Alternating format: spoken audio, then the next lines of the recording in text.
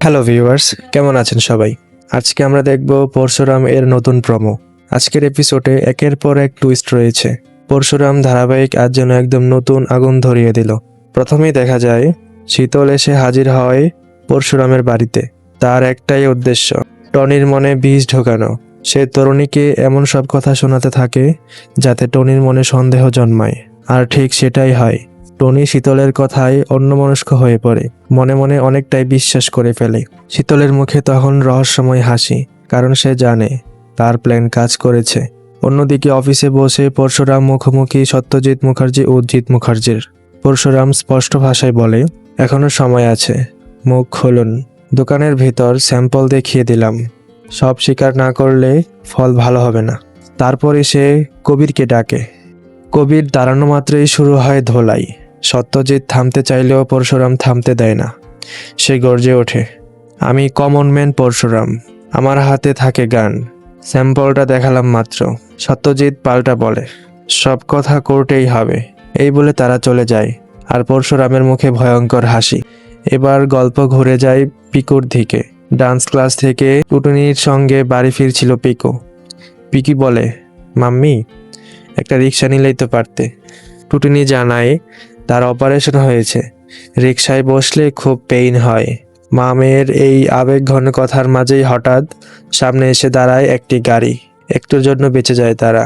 গাড়ি থেমে নেমে আসে কয়েকজন গুন্ডা, আর টুটুনির দিকে তাক করে বন্দুক। পিকু মায়ের পিছনে লুকিয়ে পড়ে। টুটুনি ভয়ে কাঁপছে এমন অভিনয় করে বলতে থাকে, আমাকে যা করার করুন, আমার বাচ্চাটাকে ছেড়ে দিন। ঠিক তখনই গুন্ডারা বলে ওঠে, তোদের পাই আমাদের পাঠিয়েছে। এই কথা শুনে টনির মনে যেন সব ভেঙে যায়। কিন্তু যখনই তারা গুলি করতে যাবে, হঠাৎ টুটুনি এক গুন্ডার হাত মুচকে দেয়। পিকু অবাক, মাম্মির হাতে এত জোর? কিন্তু আরেকজন এসে অপারেশনের জায়গায় আঘাত করে। টুটুনি মাটিতে লুটিয়ে পড়ে। রাস্তার লোকজন শুধু তাকিয়ে থাকে, কেউ এগিয়ে আসে না। ঠিক তখনই এন্ট্রি পরশুরামের। সে একে একে গুন্ডাদের রামধোলাই করে। তাদের অবস্থা একেবারে খারাপ হয়ে যায়। এরপর ফোন করে বলরামকে, সবাইকে তুলে নিয়ে যা, 3rd ডিগ্রি লাগলে লাগা। ফোন কেটে দিয়ে পরশুরাম টুটুনিকে কোলে তুলে নেয়। দূরে দাঁড়িয়ে সব দেখছে শীতল, কারণ গুন্ডাগুলোকে পাঠিয়েছে সেই। বাড়িতে ফিরে পরশুরাম ভেঙে পড়ে। আমার পেশার জন্য তোমাদের এত কষ্ট। টুটুনি বলে, তোমার মতো স্বামী পাওয়া ভাগ্যের ব্যাপার, প্রতিটা মেয়ের এমন হাজবেন্ড চাইবে। ঠিক তখনই ফোন আসে। ফোন করেছে টুটুনির বাবা, সত্যজিৎ মুখার্জি। টুটুনি, আমি বাবা বলছি। এভাবেই শেষ হয় আজকের এপিসোড। আগামী পর্বে দেখা যাবে কর্ণ চ্যাটার্জি পরশুরামকে জিজ্ঞেস করছে, কি করতে হবে আমাকে।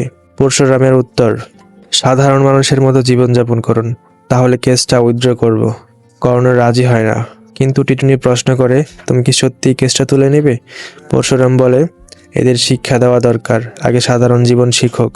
তো বন্ধুরা, আজকের এপিসোড তোমাদের কেমন লাগলো? পরশুরামের এই রূপ কি তোমাদের ভালো লেগেছে? কমেন্টে জানাও তোমাদের মতামত। আর চ্যানেলে নতুন হয়ে থাকলে অবশ্যই চ্যানেলটিকে সাবস্ক্রাইব করে পাশে থাকো। ধন্যবাদ।